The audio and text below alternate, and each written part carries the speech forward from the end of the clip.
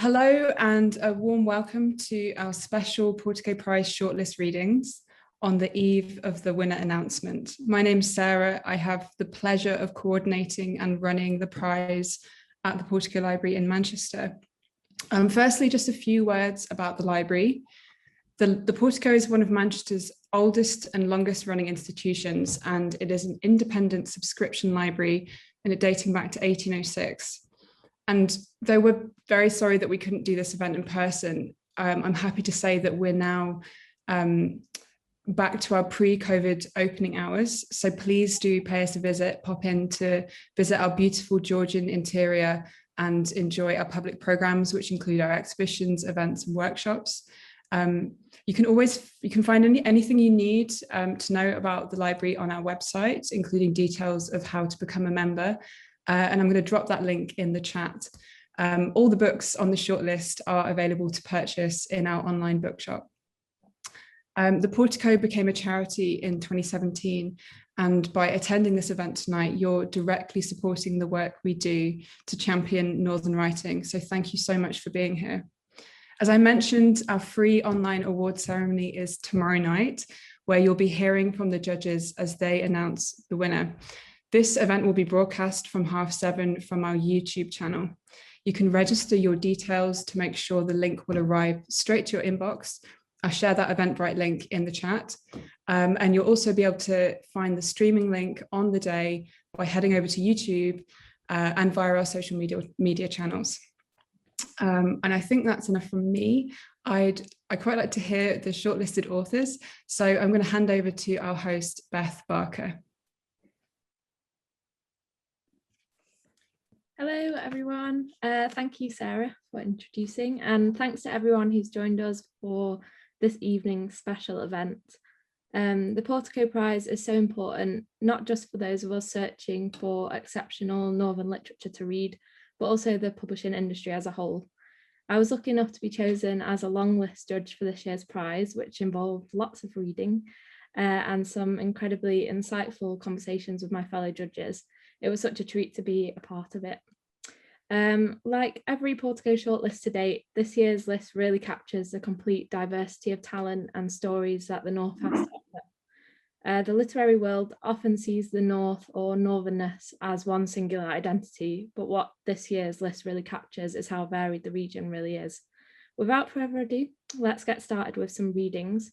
Before each author takes their turn, I'm going to tell you a bit about them.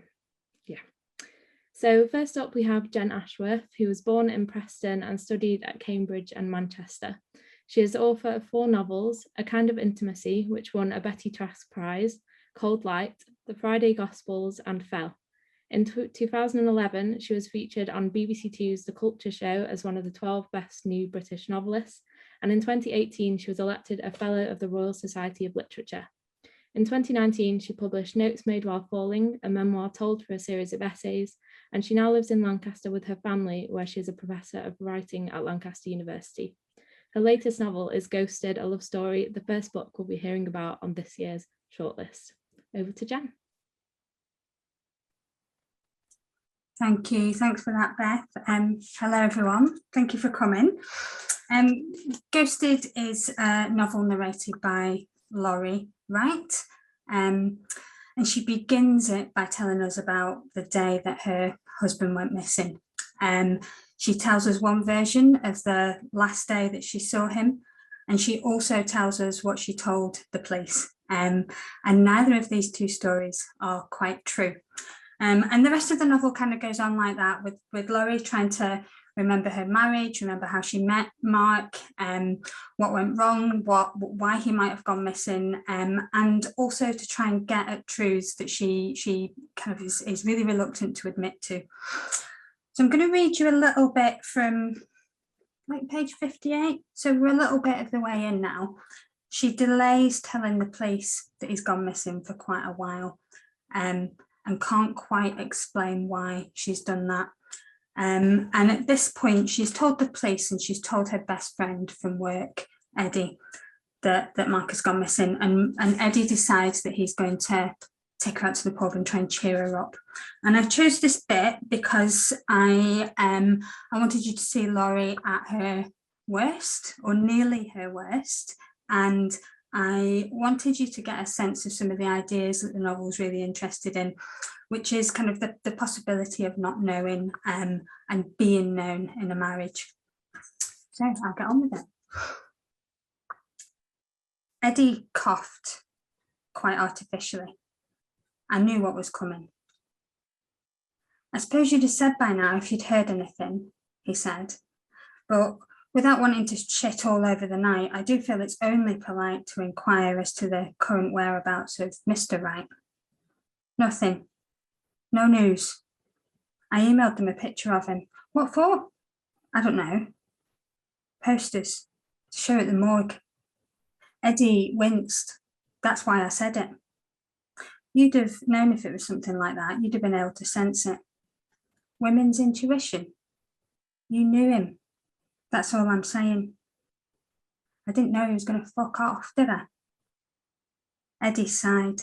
He was doing his best, and I was not playing along.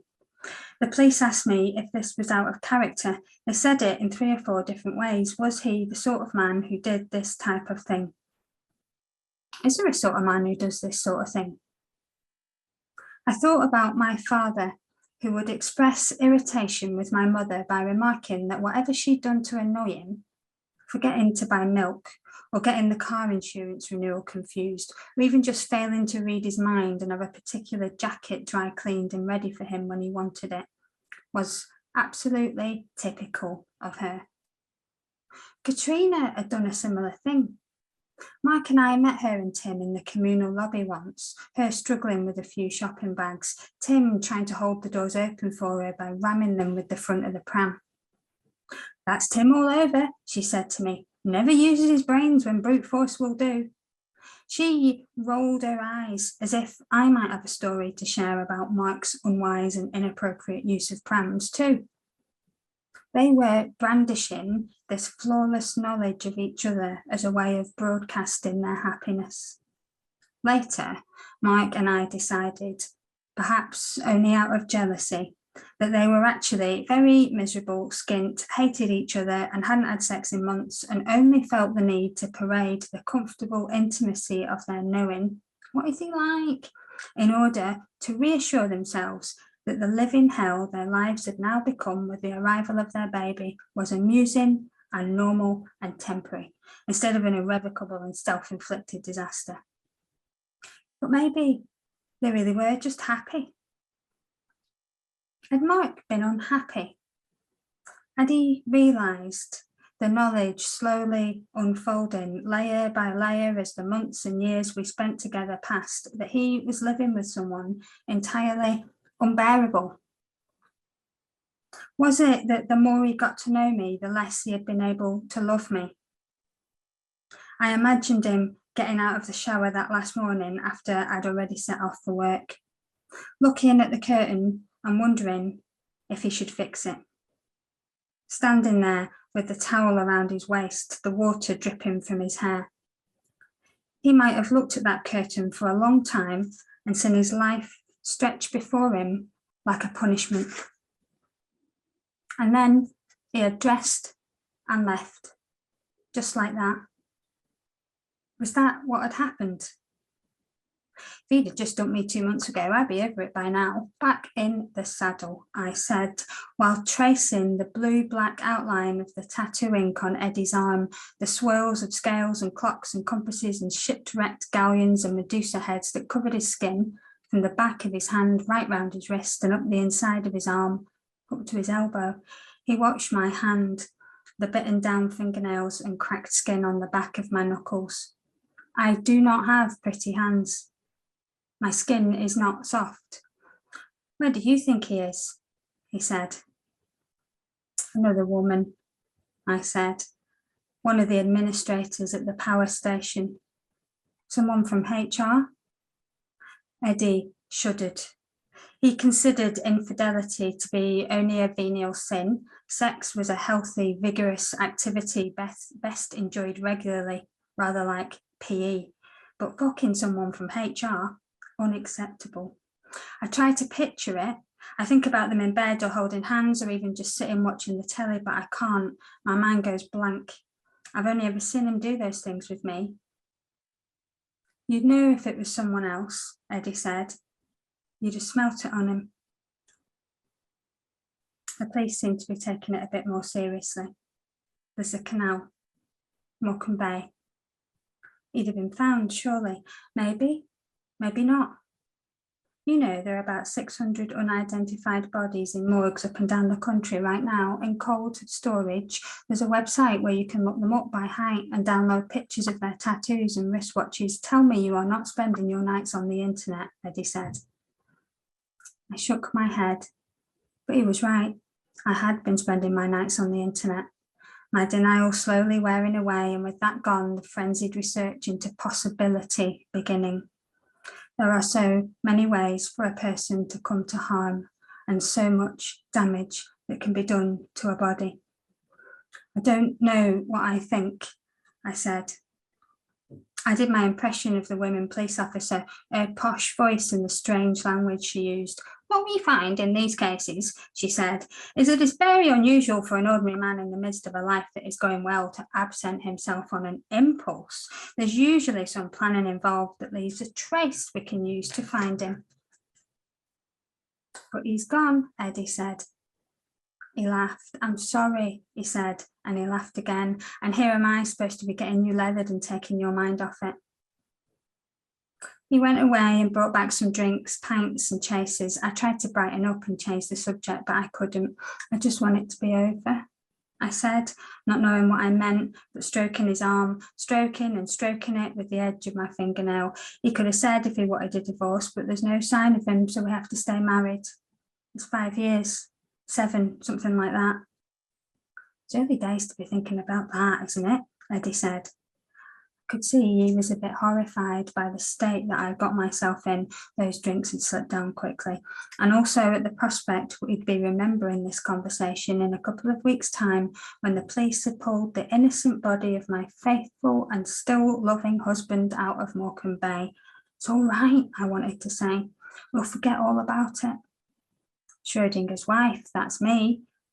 I made a mess of Schrodinger and my stuttering and slurring made him laugh, and I was still running my fingers up and down the designs on his arm. That's it. Thank you. Amazing. Thank you, Jen. Claps. We can't hear them, but they're clapping.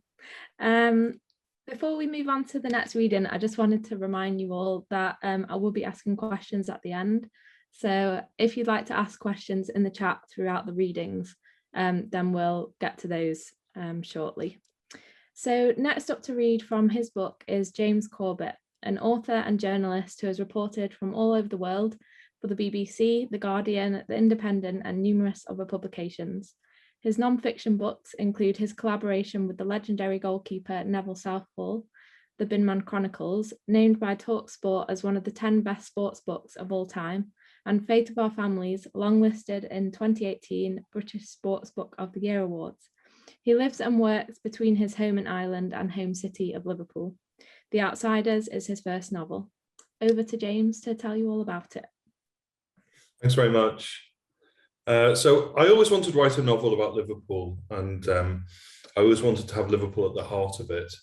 But it really sort of astounded me that a city that plays such a central role in Britain's cultural life, in film, in music and sport, was so underrepresented in literature. I wanted to capture Liverpool's brilliance and brutality, its contradictions, and to place its complicated modern history of race riots, mass unemployment and poverty, misconceptions bred from tragedies into context. And above all, I wanted to show the spirit that saw the city through its 1980s nadir and its reinvention as a modern city, a place of innovation and culture, a world-class destination. But how to put all these ideas into action? The Outsiders, my first novel here, and it's a very lovely cover. It was a long time in coming. As a journalist and an author of books about non-fiction, I've published millions of words throughout my career, so I could hardly be accused of writer's block, but I found a novel a different proposition. Inventing characters and dialogue and plots and subplots was for a long time something I found much harder than recounting things that had actually happened in the real world. The origins of this novel date back more than 20 years when I was still at university, and I wrote in flurries after that. Over time, I had words, a lot of them, at least 100,000, but for a long time, none of it was much good. My ideas, however, I always felt were much better. I always loved Peter Flannery's Northeastern TV saga, Our Friends in the North, which showed the contrasting fortunes and lives and loves of four friends in Newcastle between the 1960s and 90s, and recognised that as a framework around which I could build the sort of book I wanted to write. And amidst the pages and pages I wrote in various stages over 2 decades, I developed a couple of really, really great characters, not least Nadja, bohemian who's fallen out of fashion and is possibly the unreliable narrator of her own wartime story. And she really sits at the heart of the book. Her fall from grace and the reclamation of her reputation are supposed to represent this broader idea of Liverpool's story. Anyway, after sort of many hiatuses and false starts, in 2018 I started to play around with the manuscript again and edited it pretty brutally, stroke of a pen, sometimes wiping out months of work, and made copious notes. And it left me with about 15 readable chapters, and I took the working draft on holiday with me. And I remember sitting out on our hotel terrace overlooking Lake Bled in Slovenia nearly 4 years ago in very different times, and reading through the draft, accompanied by a bottle of wine. And in a single evening, I read through the work and sketched out what I needed to do to make those chapters into a novel. Before going to bed, the wine bottle long since empty, I wrote in my diary, I'm really excited about this. So I gave myself 18 months to finish the novel. I took 21. And I finished it on the 29th of May, 2020, with the world ground to a halt. And when I've got to state here, it's definitively not a pandemic novel, but lockdown gave me sort of the time and space I needed to finish it. The story begins in Liverpool in 1981, and with a city in decline burning during the inner city riots and talk stuff. And the book's protagonist, Paul, meets two people who will change his life forever. There's Nadja, the aforementioned elusive and once fated poet, and her daughter, Sarah, with whom he shares an instant connection.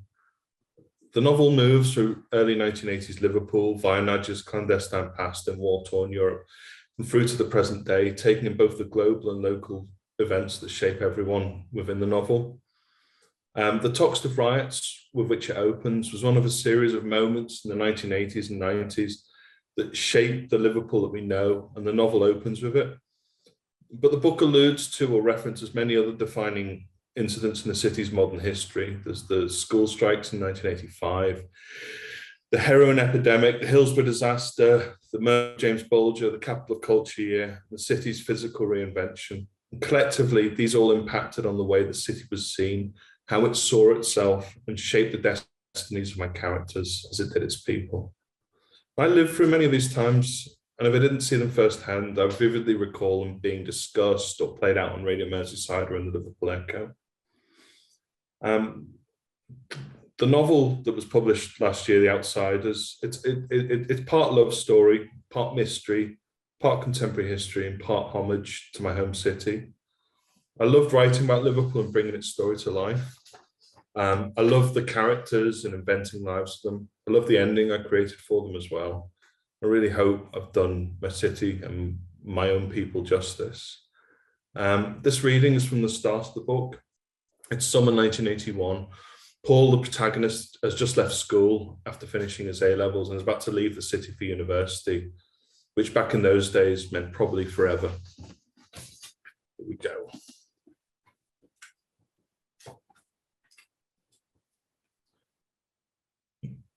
You didn't become a Liverpudlian simply by living there. You could be from the city, but not of it. Call it home, but never really belong.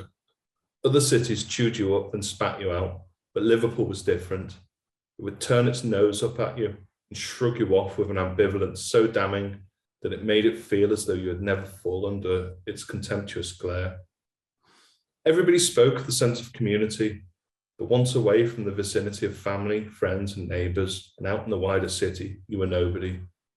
Because of the intra-city apartheid that seemed to rear its head in every loose encounter, the whole "I'm more local than you" swagger, everybody was, in their way, an outsider. These things kept coming back to Paul as he made the journey from the suburban outlands and into the heart of the city, where he was meeting his friends for a night out. In a vapid summer, the chance to see Echo and the Bunnymen at the university was one of the few fixtures in Paul's calendar. It was early evening, and men in suits were disembarking from the Southport train to go home to their wives and children, their squares of garden, and the last of the day's sun. Liverpool had broiled again under clear skies and a high sun. Beyond the city, the expanse of the Irish Sea lay flat, brown and benevolent, the coastal breeze, which usually cooled it on such days, conspicuous by its very absence. The air was still and dense. Liverpool also sweated under the gaze of 100 television cameras as a media frenzy descended upon the city. Liverpool 8, the inner city district that incorporated Toxteth, had exploded into violence after local residents took an aggressive stand against police brutality. Overnight, it became a latter-day Saigon as journalists filled its streets and ran with the rioters. Buildings burned, vehicles were overturned and set alight, while youths hacked away at the wreckages, creating a makeshift arsenal of bricks and masonry. Social commentators lined up to condemn the moral degradation that bred the violence, while police deflected accusations of brutality by inviting camera crews into local hospitals, where entire wards were handed over to bruised bobbies. One man was dead, hundreds of others were injured. Bishops appealed for calm, community leaders claimed the battles were over. For the rest of the city, however, life carried on as normal. People went to work, women shopped and children played. Concerned relatives telephoned from afar to check up on family. But in a city of suburbs, Toxteth's riots were a TV phenomenon for most people, remote, somewhere else. Okay, and there we go. Thank you so much. It was really interesting to hear more about your book as well. Okay, so next up we have Cyrus Hussein, an author and lecturer in creative writing who was born and raised in Bradford, West Yorkshire.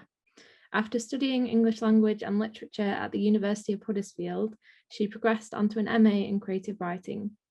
Sairish completed her PhD in 2019 after being awarded the university's Vice-Chancellor's Scholarship.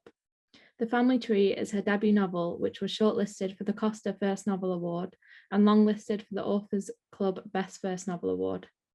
Let's hear more about it from the author. Thank you, Beth. Thank you so much for having me. I'm so excited to be here. So The Family Tree is my debut novel, and it's a multi-generational family saga, and it's set in the north of England. I don't mention Bradford by name until right at the end. I kept the reader guessing, I hope, but it's kind of obvious it is set in Bradford. And it starts with Umjad, who's a single father. He's a widowed father, and we meet the family at this really vulnerable, devastating time where he's just lost his wife and he's left with 2 children to look after. And the story follows these 3 family members, so Umjad and his son Sahil and his daughter Zara, across 3 decades. We follow this family and the way in which various events and tragedies happen that kind of make them drift apart, and also how they find their way back to each other. So the inspiration and what made me write the book was just, I suppose I was a little bit fed up of constant negative stereotypes about British Muslims in film, in literature.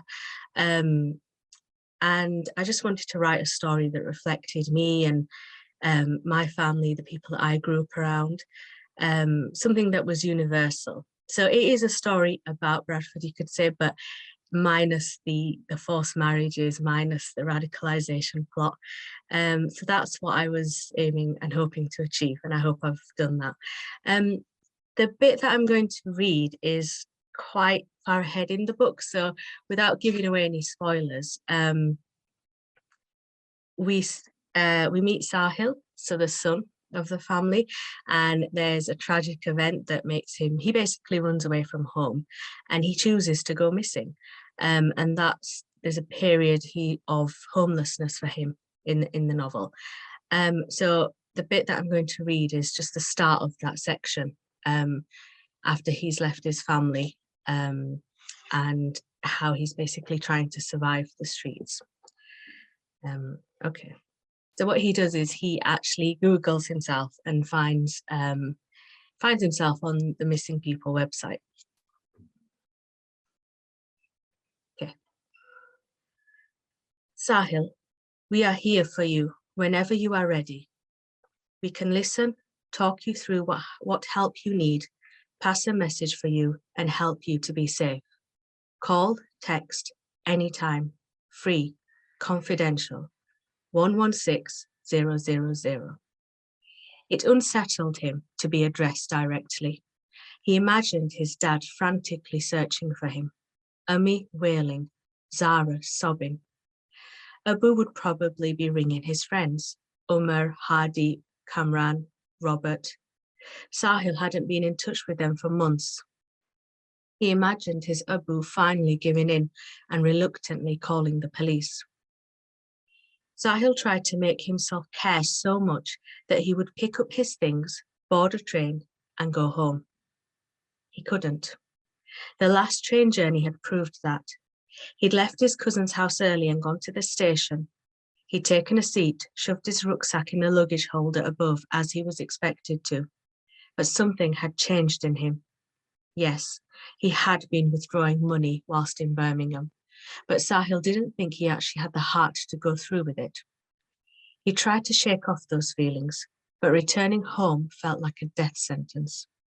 Every stop they approached filled him with dread. Sahil watched the fields and various train stations pass by. He thought of nothing. There was a time when his mind was never still. He was constantly buzzing, thinking, plotting. Now he just stared as the world flitted by, head leaning against the window, arms folded together. A pathetic, forlorn-looking figure. He felt embarrassed to be himself. Abu wanted him to snap out of it. Sahil simply couldn't. He could do nothing to help Ehsan either. He wasn't even allowed to see him anymore. Sahil felt annoyance every time Ummi tried to embrace him or touched his face in a comforting way. He'd notice his sister shrinking slightly every time she looked at him, avoiding his gaze as though they were strangers. Everybody trod on eggshells around him.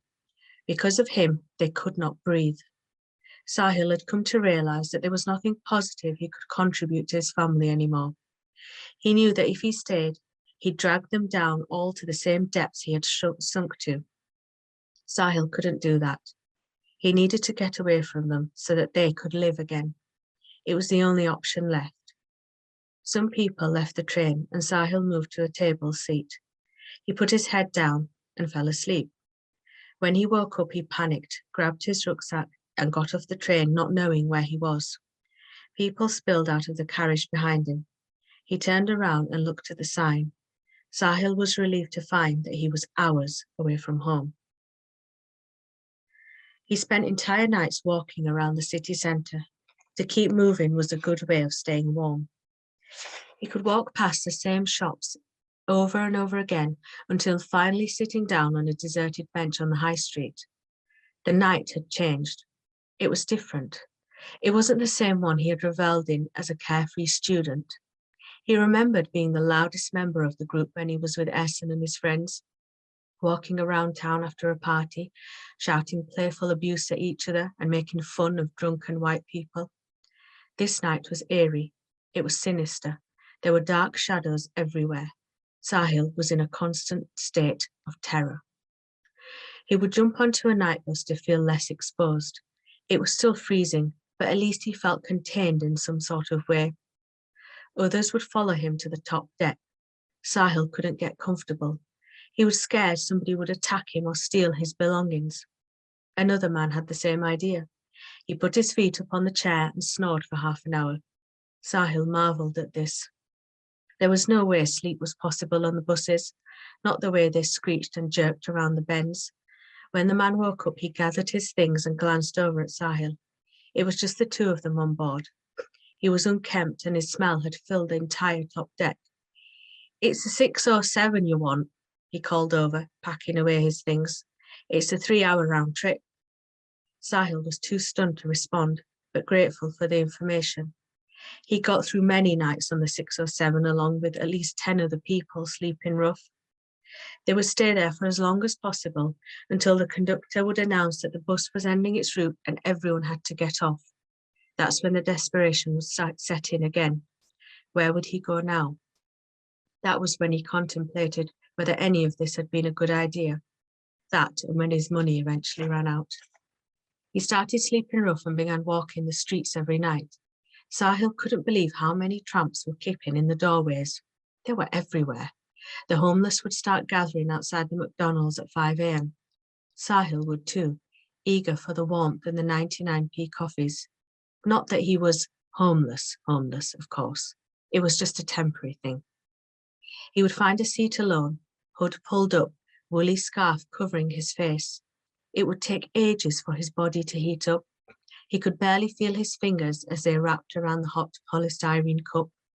Sahil would watch everyone rolling up spliffs on the tables, the McDonald's workers pretending not to see. He thought of the children who would sit down at the tables and tuck into Happy Meals at more sociable hours.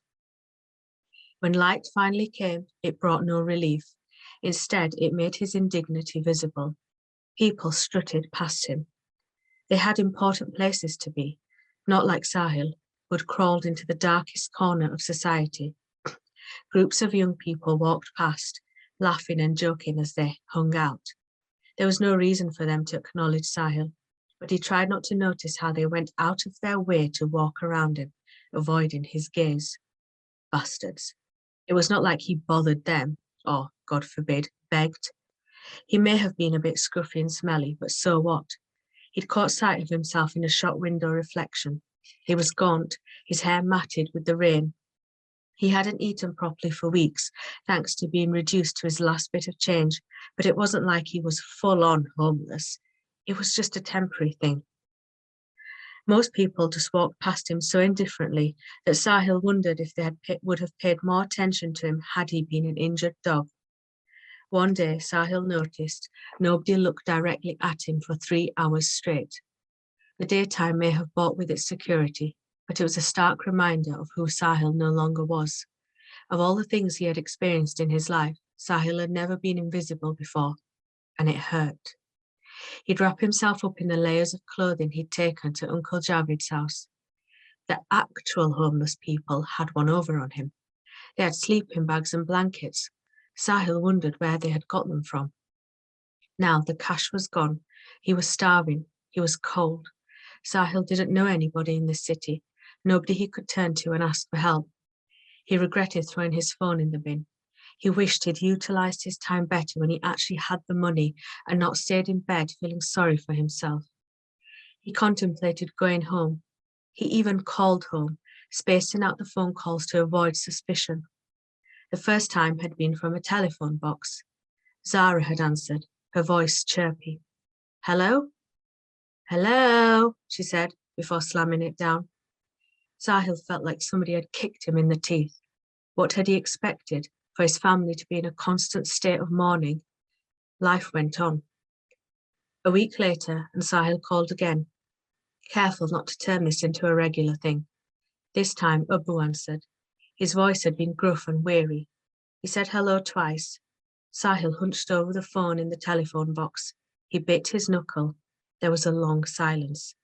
Abu spoke again, but this time his voice changed. It softened. "Hello?" Panicking, Sahil hung up. He was not stupid. He knew he could go into a police station and all of this would be over within a few hours. But instead, Sahil spent entire nights walking around the city centre. He'd board the 607 bus, huddled in the back of the top deck for 3 hours. He'd hang around outside McDonald's, willing for the doors to open, willing for the warmth to envelop him and remind him that he was still human. Thank you. Thank you. Thank you so much. Just to let you all know, we are halfway through our readings now, so if you do have any more questions, do drop them in the Q&A box. So next up, we're going to hear from Tabitha Lassley, the author of Sea State, a memoir exploring identity, class, the structural weakness of modern marriage, and the transactional nature of desire. Tabitha was a journalist for 10 years and has lived in London, Johannesburg, and Aberdeen. Sea State is her first book, which we're going to hear about now. Over to Tabitha.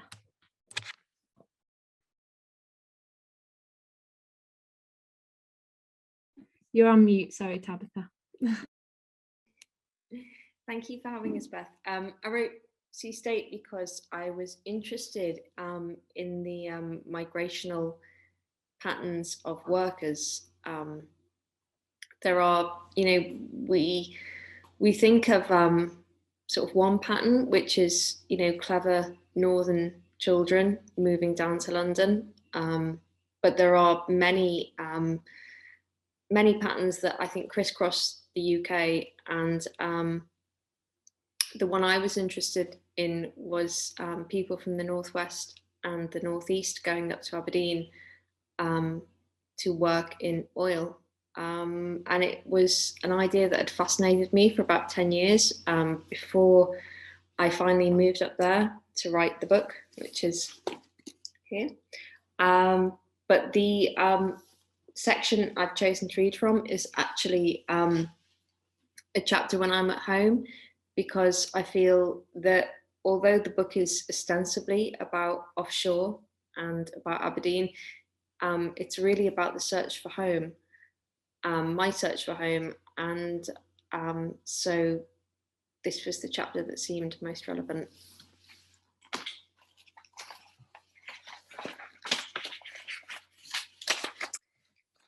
Back at my mother's house, I found my sister already installed. Boo Boo, her ragdoll cat, was also in situ. Boo Boo was overbred and too foolish to go outside. He had fat white legs, balanced on fine blue feet, so he looked like he was wearing gaucho pants tucked into blue boots. His USP was that he sagged as if injected with morphine when he was picked up.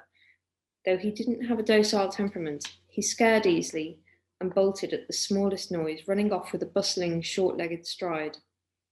I suspected this was phase one of a long-term plan to dump Boo Boo on our mother, a suspicion confirmed when my sister told me he'd be there until August. My mum says she'll have him, she said, just while the kitchen gets done. In conversation, my mum and I tended to refer to our mother as my mum rather than just mum, which made us sound both mildly possessive and like we weren't related. I didn't fully understand her reasons for being there, and I didn't much care, since her presence mandated mine and made me feel less like a spinster daughter. My sister did care about my movements, though. Along with the more obvious symptoms of her condition, I'd noticed an increased beadiness about her. There was probably an evolutionary explanation for this: the expectant mother's enhanced instincts, a desire to exert control over her surroundings. But in the relatively safe confines of our mother's house, it expressed itself as an extreme interest in my comings and goings. In between peering at sludge-coloured swatches and saying mouse's back and elephant's breath over and over again, until the words seemed to lose all meaning, she asked questions and pulled faces at the replies. She liked to look over my shoulder at my phone and barge into the spare room without knocking. If I said yes to a second glass of wine at dinner, she'd raise an eyebrow and say, "Getting on it, are we?" "Who's Caden?" she said one evening. "That's not a proper name." "When did you get so nosy?" I said, putting my phone back into my pocket. I thought pregnant women were meant to be absorbed by their condition. "Are we going?" My father called out from his bed. He lived in a nursing home a few miles from my mother's house and had been bedbound several years. My sister fiddled with the console on the bed frame. The gradient of his mattress could be elevated at the press of a button, both the head and the foot, a move that always put me in mind of those bouncing Chevy Impalas in old rap videos. My father sailed up, down, up, down. She left him at an obtuse angle that looked uncomfortable, but meant he could see the television. It was stuck on an old episode of the Great British Bake Off. The remote often went missing, and the orderlies had taken to hiding it in his wardrobe. They blamed the other residents, who were still mobile, and sometimes wandered into his room and stole things. "I don't like Paul Hollywood," I said. "He looks like the kind of man who'd make you do degrading things in bed." "I wouldn't know," my sister said. She pressed her lips together. It was only a day since she'd made one of her unscheduled appearances in my room and caught me opening a parcel from Myla. The underwear, pale blue diaphanous with strategic cutaways, was not really underwear but lingerie, the sort worn to be taken off. "Should we go?" my father suggested. A woman appeared at the child gate, rattling at the catch. She must have been very new, because she was still bright-eyed, plump and hale. After a few weeks, residents all looked the same. Their skin took on a greyish cast, their eyes went dull, and they started to lurch about with a sleepwalker's gait. Most fictional subspecies have their roots in real illness. Vampires probably had porphyria, werewolves were likely rabid. Was this where zombies came from, I'd think, as they trundled past his room, moaning softly to themselves, occasionally stopping to worry at the gate. There was a laminated sign on the fire door leading to the car park, adjuring people to check that visitors were visitors before letting them out, but it wasn't necessary. "Hi there," the woman said as our eyes met. "Haven't seen you for absolutely ages." My sister smirked. "You didn't tell me you had a mate in here." It was obvious she had me confused with someone from her past, but I felt a guilty pang all the same. I didn't go and see my father as much as I should. When I did, I tried to time it so my sister was there too. Back when he had preferences, she was his favourite child, so I thought it only fair that she should do the heavy lifting of our visits. Conversation with him was difficult since he could no longer think clearly or speak distinctly. His personality had been voided, swapped for a collection of symptoms and some half-remembered imperatives. As a younger man, he was outdoorsy, always dragging us off to empty tracts of countryside for picnics and long walks, the sole purpose of which appeared to be refreshing us on how good we had it back in our bedroom. He wanted, at one point, to move us all out to the Highlands, but our mother had told him to forget it.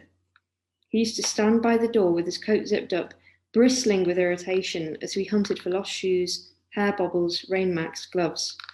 Now, illness had consigned him to a perpetual lobby, where he was doomed to wait, coat on, eager to go, as his slow-moving family failed to mobilise. In effect, we had three fathers. The invalid, the laconic man I thought of as our real father, and the father of our mother's stories, my least favourite of the three. This father was a soggily constant figure, much given to battling his way through snowstorms, race riots, forest fires, to deliver our mother a cup of clear soup, a rose gold regard ring, or a 4-page love letter. She liked to pull these stories out of the bag whenever one of my boyfriends was wavering or engaged in some act of high selfishness. It wasn't clear whether they were meant to make me envious or inspire me to raise my standards, though in fact they did neither. I didn't want a man who would get the train to Wrexham with me, then go straight home because he thought me too precious to sit in a carriage by myself. Besides, I didn't believe in this version of my father. He bore no resemblance to the terse, cross person I knew, whose black moods were so pervasive I could tell what kind of day he'd had from the sound of his key in the lock. As a teenager, I used to wish he'd leave us. I envisaged our family, minus his temper, as a harmonious unit of three. Now he had left us, and we were, for the most part, harmonious, though his leave-taking came with its own complications. For one thing, our mother was hoarding again, stockpiling old biros and receipts and plastic ramekins and empty shampoo bottles. The kitchen looked like a vanitas painting, full of rotting fruit and bits of old food, and I thought there was an element of instruction to these little vignettes, a Calvinist rationale at play. To her, it was sinful to discard a bottle of shampoo before diluting the dregs with warm water, or to chuck a receipt in the bin without first recording the transaction in a lined notebook marked accounts. My sister said it was a response to the trauma of my father's illness. I thought it was equally likely that living alone had freed her up to indulge in her true passion. My father had been a tidy man who enjoyed spending money. Sometimes I worried she was slipping into parallel vagueness. Nothing showy or dramatic, petit mal as compared to his grand lunacy, but enough to give me pause. Confusing the television with real life used to be his department, but one night she suggested I go out with Robert Peston. She doesn't know Robert Peston, my sister said. How would she ask him out? My mother replied that his wife was dead and he was on the scene. She'd heard him talking about it on Radio 4. Tinder didn't appeal, apparently. He wanted to meet his next wife in a naturalistic setting. I watched this exchange in silence. Since the burglary, my life had taken on an air of spectacle, a performance piece my family felt obliged to look at and comment on. Are we right? My father said. We took this as our cue to go. I kissed my father and told him I'd be away for 6 months. Why I offered a timeline to a person for whom time no longer had any meaning, I'm not sure. He looked at me, his mouth slack, his black eyes communicating their own message, that he too was absent and would be gone for some time. Hang on, he said, I'm coming with you now. Thank you so much. Claps again, claps again. So next up, we've got Sally J. Morgan, who was born in the Welsh mining town of Abertillery, I want to say, grew up nomadically across Wales and England. She lives and works in Wellington, New Zealand with her wife. Toto Among the Murderers is set in 1970s Leeds and Sheffield. As well as its shortlisting on the Portico Prize, it has also been longlisted for the Ockham Awards. Let's hear from Sally, straight from New Zealand. Hi, and for my New Zealand friends who might be watching, kia ora. So, Toto Among the Murderers, my debut novel, written at a very late stage in my life. I wrote this for a number of reasons, but one of them was that I felt that the 70s, the period and the place that I wrote about was really hadn't been covered at all well, was in danger of being overlooked in literature. What I was seeing was, and I think the other authors have said the same thing, kind of cliches around what a perception of, say, Sheffield and Leeds might be, and also cliches around the time, the 70s. I have a history degree and so history sort of underpins some of the way I look at writing. I was very keen to tell stories that I thought otherwise might be lost. So I think the easiest thing is that I read from it, first putting on my glasses. The characters in this book are a group of young women and friends who've just recently left art school and are moving to a pretty rundown area of Leeds. They are very poor, they are bohemian, they have ambition but no money. And the main character, Toto, is pretty much a wild child who's just pretty reckless and not that good at working out how to do anything. So she sets off on a trek through this book that leads her through all kinds of dangers, because this is a time in British history where there are a lot of murderers around, people killing young women, in particular at this stage, Rose and Fred West. But I'll start just with the beginning of the book, as I think that's probably going to give the least away, should you want to read it. Okay. Someone has written "fuck off" in dark red chalk across the front door. The powdery blood-colored residue stains my hand as I push the door open, and I'm hit by the smell of dank carpets. Daylight falls onto a spider darting out from beneath the wallpaper, scuttling off to hide in a gap in the skirting board. Fly carcasses pick up in the breeze from the open door and whirl along the passage, and as the wind whips my hair, I linger on the step, looking up and down the rubbish-strewn street. This place has a feel of danger. Us three girls will have to be on our mettle to live here, so it's probably a good thing that Hank will be staying on and off. He's hidden in his scratched blue transit van at the moment, but I hope he'll make a display of carrying stuff into the house. It might make people think twice before they mess with us. The other two are uncharacteristically quiet as they join me. Each of us is calculating what we think about our new neighbourhood in central Leeds. Jude Totten, you're a liar, Nell whispers. You said this was Potter Newtown. That's what the landlady told us. She narrows her eyes at me. This is fucking Chapeltown. Joe and I pretend not to have heard and start passing boxes into the doorway of the terraced house while a gaggle of children watch. The chalked swear words intrigue me every time I walk past them. In the distance, a police siren wails as a man in a torn jacket yells through a letterbox a few doors away. I am distracted by the look of his sleeve, which is ingrained with dirt. Abuse pours out of his mouth. I'm going to kill you, fucking bitch, let me in. As the gang of grimy kids circle our possessions, a little Jamaican girl in clean school clothes stops to stare at us. Her eyes meet mine as the door behind her opens and a woman in a nurse's uniform pulls her inside. I'm suddenly self-conscious about my unkempt, hippie-looking hair and paint-spattered clothes. There's music in that house. Someone plays a piano laboriously while a wavering female voice sings the chorus of a Tamla Motown love song. This is the 1970s. Who sings like that these days? Sweet voice though, mournful and out of place here. The door slams shut, leaving smells of unfamiliar spices and boiled meat hanging in the air. When all the boxes and bags are unloaded, Hank finally unfolds his body out of the van and glares at the kids. They stop. He's a craggy collection of angles and stubble, wearing an army surplus greatcoat.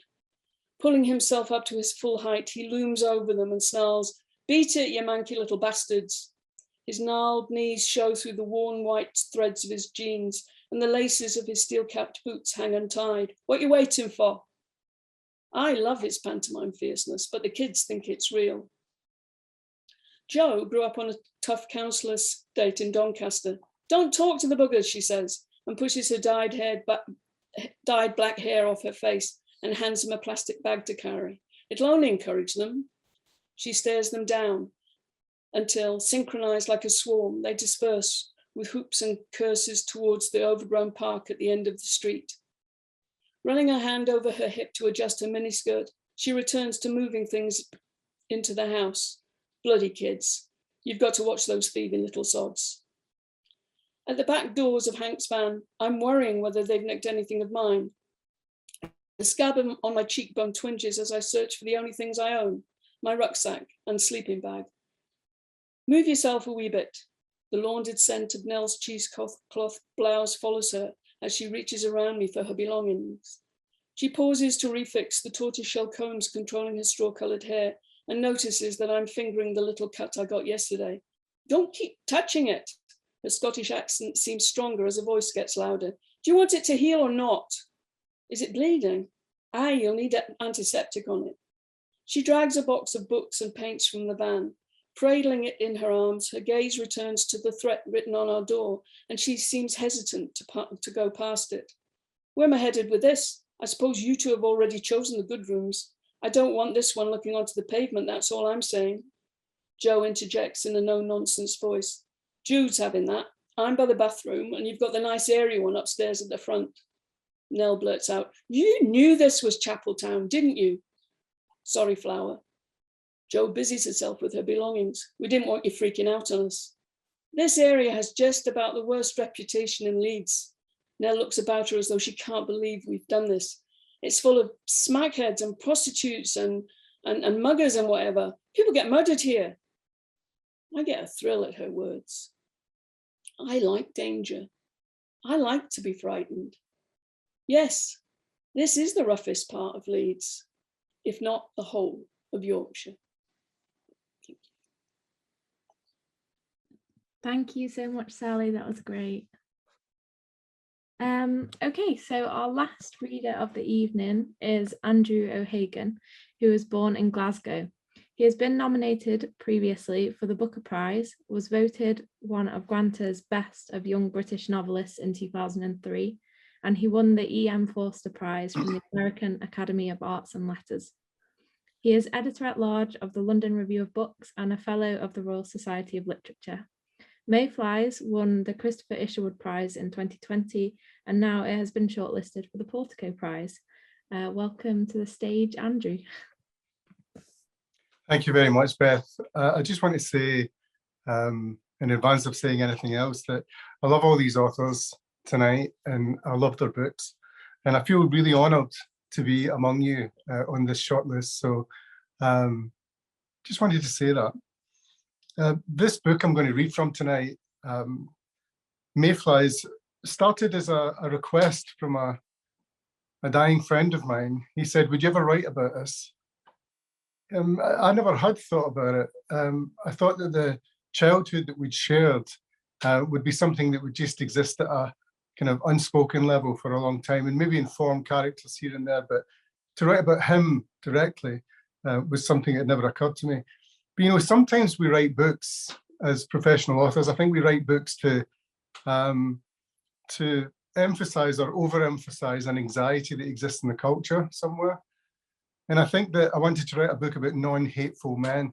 It'll be quite a controversial thing to take on, but the idea of non-toxic men, or men who over the course of a lifetime were tested in terms of their moral relationship, was something that I'd really wanted to try to do. And when he asked me, I realized that that was the thing I'd been looking to do at this point in my writing life.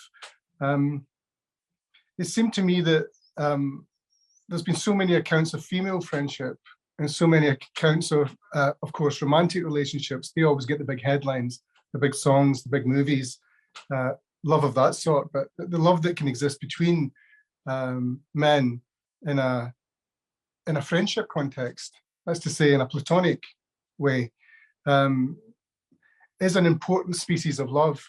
And I wanted to try and write a book that showed how something fermented in childhood and then left for 30 years can be tested and looked at differently when a huge life crisis appears in the lives of those people later on. There was a kind of formal test in that. Writers always like a formal challenge, I think. And I love the idea of having a formal challenge where you could write about you could write about a weekend in 1986, as I do in Mayflies, a group of boys from Glasgow going to Manchester and making full use of this mythic Manchester that was there in all the lyrics they loved, there in all the artists they loved at the time, music mainly, but also film.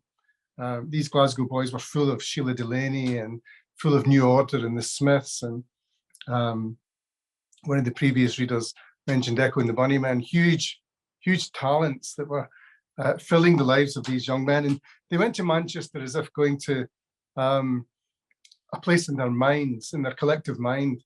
And I wanted to stop the book after that weekend and then leave 30 years and then pick up with those boys when something momentous and terrifying emerged in their lives that would pull them back into company.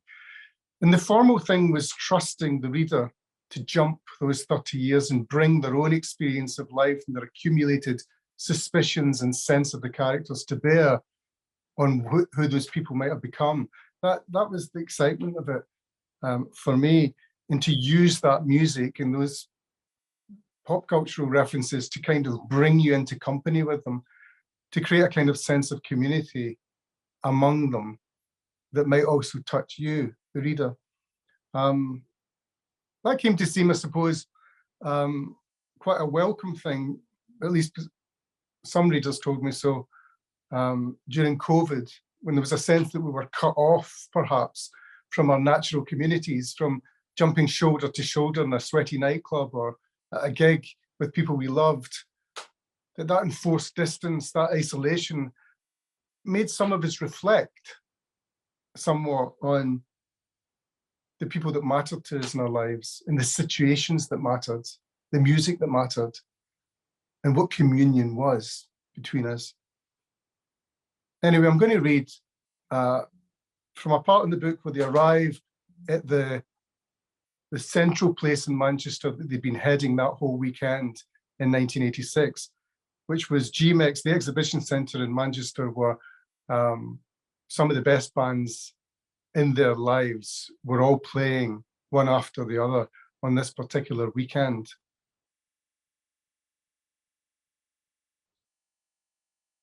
What we had that day was our story. We didn't have the other bit, the future, and we had no way of knowing what that would be like. Perhaps it would change our memory of all this. Or perhaps it would draw from it. Nobody knew.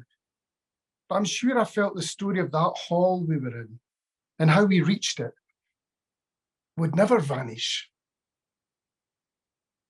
What does the E stand for in Marquis Smith? Tibbs asked. England, I presume, said Clogs. It felt hot in the early evening, proper heatwave hot inside the hall. There were black and white banners overhead saying Festival of the 10th Summer, and they began to drip condensation as if all those summers had come at once. The teenage tribes of Britain became close as the evening arrived. Everyone was leaning towards the stage, emotional and ready for the arrival of something we couldn't exactly place. And up in the seating area, they waved their arms, and I felt the magic of association. That was it.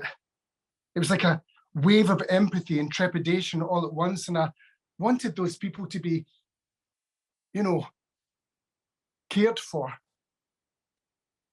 Like, then I definitely saw her. I looked up and I saw Angie a few minutes before 6 o'clock, standing in the outer rim of the hall. I could see her waving down at me from the bank of seats up there. She radiated alertness, you know, with a smile as strong as the feeling in the hall. She waved again and blew me a kiss, like, holding up a huge paper cup. I made my way up closer. I had a standing ticket, and the barrier to the seats was too well policed. You couldn't get, you know, but she ran down and stroked my face and kissed me. She did. I just beamed at her and said nothing. Make sure you come to Hacienda, she shouted with her hand curved round her mouth like. I wouldn't miss it for the world, I replied. Bingo, she shouted and ran back up. Then the Smiths came on. Aubrey Beardsley in white jeans, Morrissey in his prime. The singer wafted into view and sold his drowsy reticence like a drug. The band was at its height, romantic and wronged and fierce and sublime, with haircuts like agendas. Morrissey came brandishing a license, so he did. A whole manner of permission, as if a new kind of belonging could be made from feeling left out. Like nobody knew you, like he did. You know, time takes nothing away from it. Those thousands of heartened teenagers taking the roof off and giving out to a gawky frontman from Stretford. Till he found me and he pushed me down to the front, like right down to the stage, over the speakers. The sound was scratchy, really scratchy, but every word and every guitar lick felt like a statement only they could make and only we could hear. Those songs, you know, rolling from the stage to irrigate our lives. That's what it's all about, Tully shouted, and he kissed my cheek as we sang. I could see Limbo at the very front, whirling out of his skin, holding up a smoke and shouting about panic on the streets of Carlisle. Carlisle. Then he was near us and wagging his finger in time to the music, a wonderful look on his face, you know, singing about a vicar, about Joan of Arc, and throwing plastic tumblers into the air. Our hair was soaking wet. The Ayrshire boys appeared from all corners of the hall and we hugged. And the music soared and it seemed like a huge animation of all the things that mattered to us then. Tibbs and Hogg, Limbo and Tully and Clogs. The full brass of being Who knew what time incubated or what life would demonstrate? We were there, beyond navigation, floating through the air. We beamed to the rafters and jumped shoulder to shoulder, and the words we sang were daft and romantic and ripe and British, custom built for the clear-eyed young. The singer threw a sported shirt from the stage, and a group of lads tore out the ribbons and waved the bits like trophies. They say you know nothing at 18. But there are things you know at 18 that you will never know again. Morrissey would lose his youth, and not just his youth, but the gusto that took him across the stage with a banner saying, "The Queen is dead," is a thing of permanence. We didn't know it at the time, but it was also, for all of us, a tender goodbye. And we would never be those people again. "Check limbo," Tully said in my ear, and I looked at the edge of the stage where the boy himself was spread over a speaker, climbing. Nobody at that age needs more of what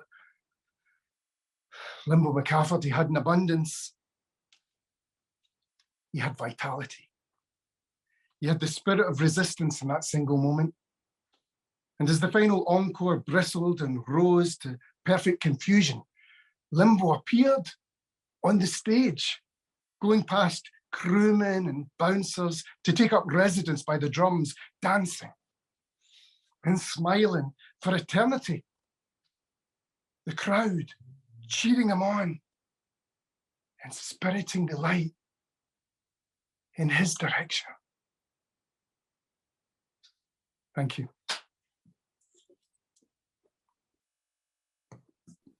That was great. Thank you so much. So that concludes our readings. I'm now going to go into a Q&A. So if you do have any questions, feel free to put them in the chat and I'll get to those next. But I'm going to begin with a question for all the authors, and we'll go in the same order that I started in with the readings as well. So the first question that I have is that we often find that the North offers more to stories than just a setting or an identity. How does the North, or more specifically the spirit of the North, influence your shortlisted book? We'll start with Jenn. Thank you, Beth. Yeah, big question. I don't think there is a spirit of the North as the long list and the shortlist for this prize has shown. I think one of the things that is pretty consistent across my work and the Northern work that I love is a particular combination of darkness and humour. There's a kind of unsentimentality, a way of looking closely at what is frightening and what is difficult and being able to crack a joke, often an off-colour one at the same time. You know, as a tone, it's quite tricky to pull off, I think, but it's certainly something that I really love as a reader. Great answer, thank you, Jenn. Next we'll go to James. Yeah, I mean, what is the North? I suppose that's the starting point. I think the North is probably one of the most regionally diverse areas or regions in the world. I mean, you can go from where I grew up, North Liverpool, and if you drive for an hour and a half, you go through, you know, Wigan, Manchester, Leeds, and into Sheffield, and they're just so, you know, such different places and different accents and different ways of thinking. In terms of how The Outsiders evokes that spirit of the North, I think, I mean, look, Liverpool is the canvas on which it's drawn upon, and it captures some of that diversity. I mean, I refer to intra-city apartheid in the little bit that I read, and just to explain that, you know, if you I have a friend who mocks me because where I grew up in Crosby, they don't have purple bins. You have purple bins in the city of Liverpool, but the wheelie bins are different colours elsewhere. And he considers people who don't have purple bins to be outsiders. So it draws upon some of that. But in terms of evoking the spirit, it's about defiance. I think defiance in the face of socioeconomic problems, in the face of discrimination, because you're from the north, and there's a section in a large section in the book where it's based in London and Cambridge, where people are sort of looking down upon what's it like up there, as if you come from a war zone. These are things that I experienced and lived when I first moved away from Liverpool in the 1990s. But the book in particular evokes the spirit of Liverpool, and it talks about the people of Liverpool and how they all interact with each other. So that's what I set out to do with it. Great, thank you, James. Next we'll go to Sairish. Yeah, so I would say I read a lot of British Muslim literary representations. I found a lot of them were London-centric, and anything that was Northern, again, it was just those kind of striking images that you often see in the Daily Mail, like, a big mosque, imposing the skyline, and, women wearing burqas trotting along.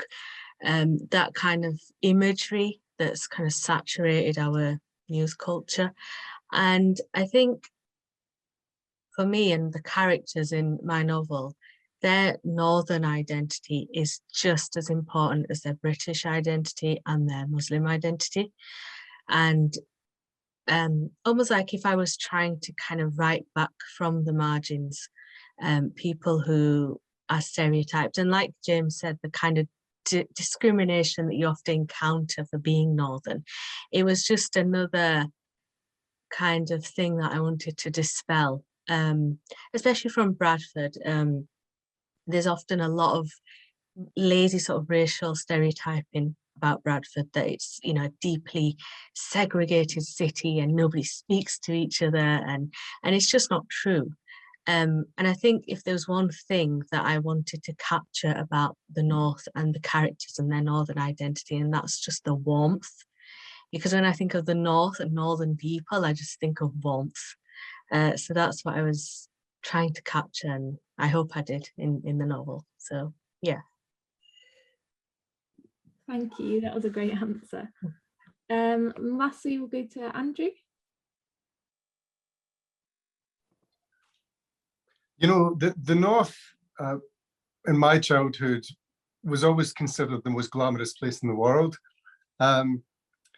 We looked at a figure like Elsie Tanner on Coronation Street and just thought she was like a kind of, to hell with Andy Warhol's superstars, do you know what I mean? To hell with Hollywood. There was Elsie Tanner in Manchester, and she looked like your granny or your auntie.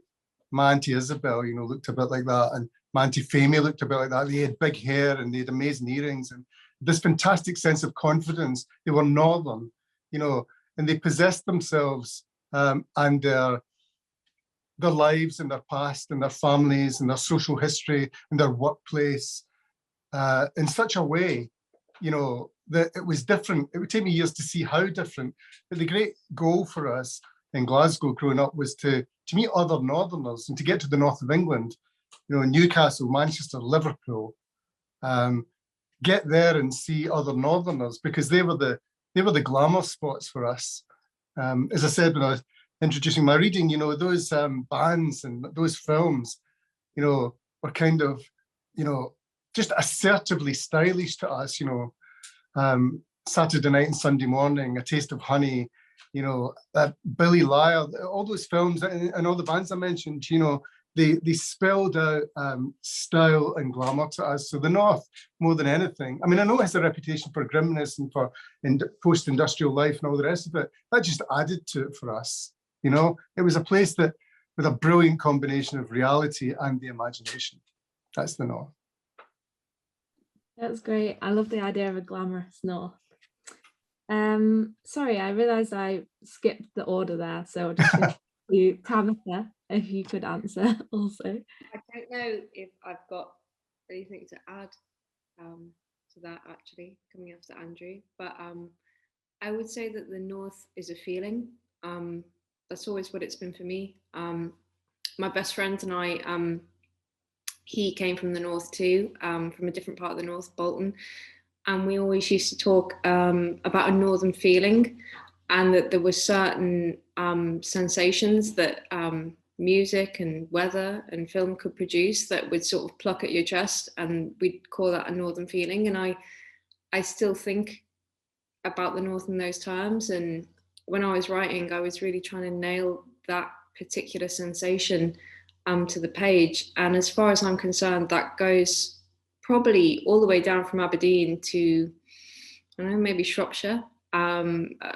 It's really you know, something I feel in my gut, my northernness and other people's northernness. It's very difficult to put into words. It is. I feel like we have this kind of debate every year when this comes around. So lastly, we'll go to Sally. Yeah, well, I'm kind of an adopted northerner. I spent part of my childhood in Yorkshire, and then went back to art school to Sheffield when I was 18. And then I spent a lot of my career working in the north. And for me, the north kind of has the same feel that Wales has. You know, the places outside the south are all characterized as these lumpen, familiar, you know, same places.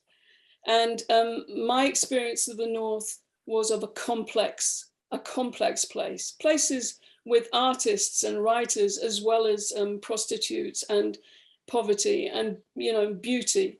And my experience of the north that I was trying to get into the book was some of the things that I think some of the others have said. You know, I really resonate with this notion of warmth and a sense of openness and honesty. If anything, I think the spirit of the north is this openness, this willingness to look full on at something and to talk about it. There are no hidden agendas, I feel, in the spirit of the north. It's a clarity and a kind of bravery around confronting what is,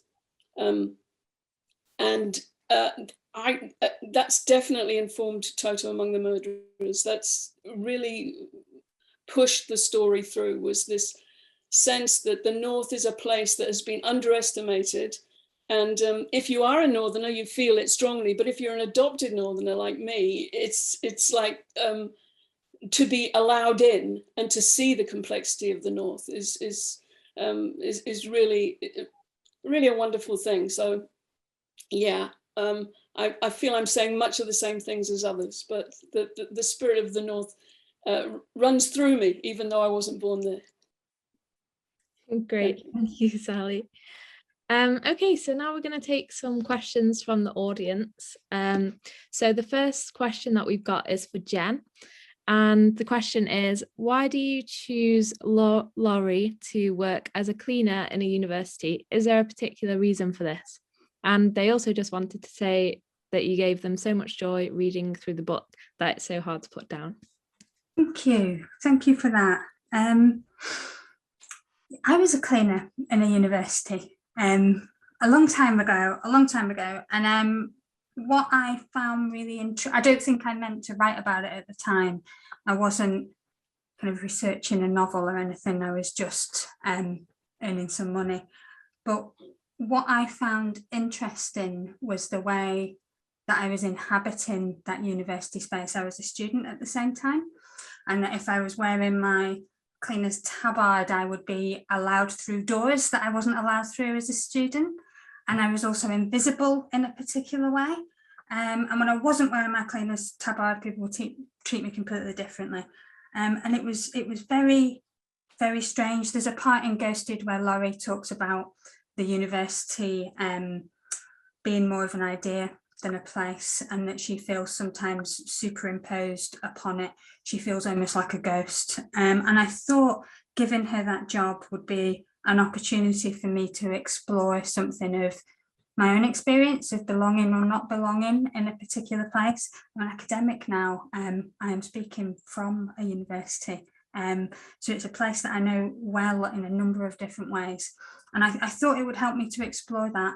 And I also think that kind of the act of cleaning, of disappearing the traces of people who have used a place, of being invisible, of caring for a place in a way that's often a labour that's quite stigmatised or looked down on. They were all ideas that I thought were really, I was just fascinated, really fascinated, and really fascinated by, I guess that being a way to look at bigger ideas to do with how we belong to places, how we belong to each other, how we belong to work and to each other's lives.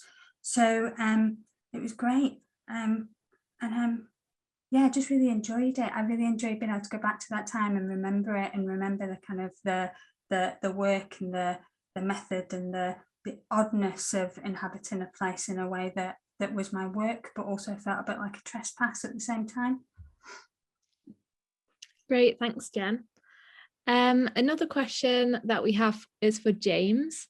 And they've asked, why do you think there has been such a dearth of representations of Liverpool in literary fiction? That's a good question. I think the problem transcends Liverpool. I think in the build up to tonight, I was asked by the organisers to come up with my top 5 Northern books, and I really had to think hard about that, because I think in general the North is underrepresented in literature. And if you asked, for the great Manchester novel or the great Newcastle novel or the great Leeds novel, I think you'd equally struggle. There's been some brilliant novelists from Liverpool. Beryl Bainbridge, who actually has a cameo in The Outsiders, would be one of them. Linda Grant, Kevin Sampson, and so on. What I really wanted to do though was to write the, without sounding too egotistical, the great Liverpool novel that sort of follows the saga of a city. But I think the problem's publishing's rather than Liverpool. There are voices there; they just need to be heard. And I think it says a lot that I could have rattled off 5 brilliant novels about Maine in the northeast of America before I could about my own city. So it's up for publishers to do that. Portico do an absolutely fantastic job in obviously highlighting talent from the north, and you've really helped push my novel on, and I'm sure the same is true for the other authors. So whatever happens tomorrow, I'll be very great for that. But we need more Porticos, we need more Harper Norths, and we need more independent publishers to come in and not only publish stuff, but to be given a voice in bookshops as well, and to have that coverage on bookshelves in Waterstones or Independents or wherever. Very well said. Well said. So for our last question of the night, we've got time for one more. So this question is for Andrew, and they've asked, among its many light touch but meaningful literary references, Mayflies struck me as a kind of sideways Scottish working class conversation with Brideshead revisited. Would you like to comment on that? Wow, can I put that on the paperback?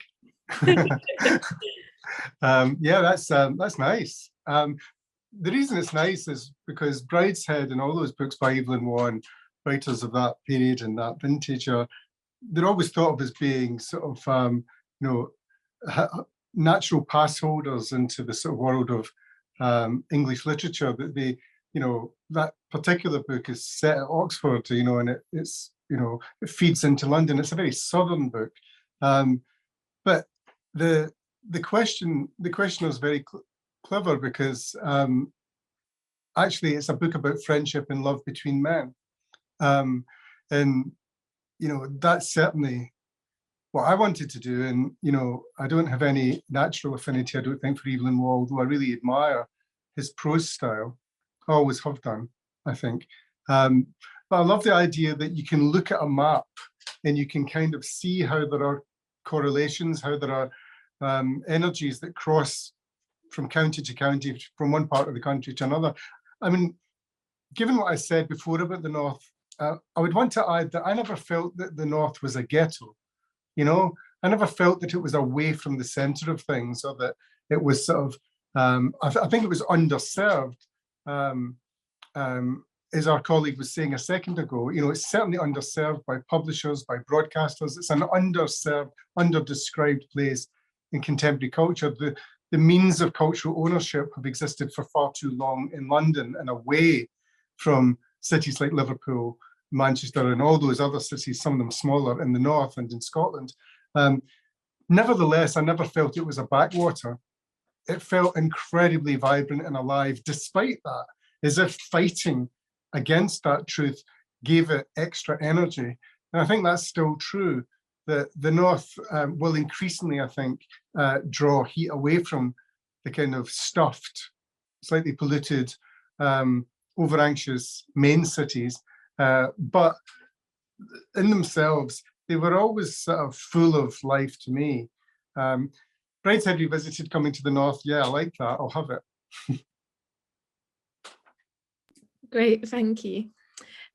So that's all we've got time for tonight, unfortunately. Thank you to anyone else who asked questions, but I'm just going to hand back over to Sarah now to close the event. Thank you so much. I'd just like to say a huge thank you to all of our shortlisted authors for their wonderful readings, and to Beth for hosting. Please do join us for the event tomorrow night, the awards ceremony, to be amongst the first to discover the winner of the Portico Prize 2022. You can find the link on our YouTube channel at 7:30 to tune in. And we'll be posting on our social media platforms throughout the day tomorrow. And we really, really hope to see you there. Good night for now. Goodbye.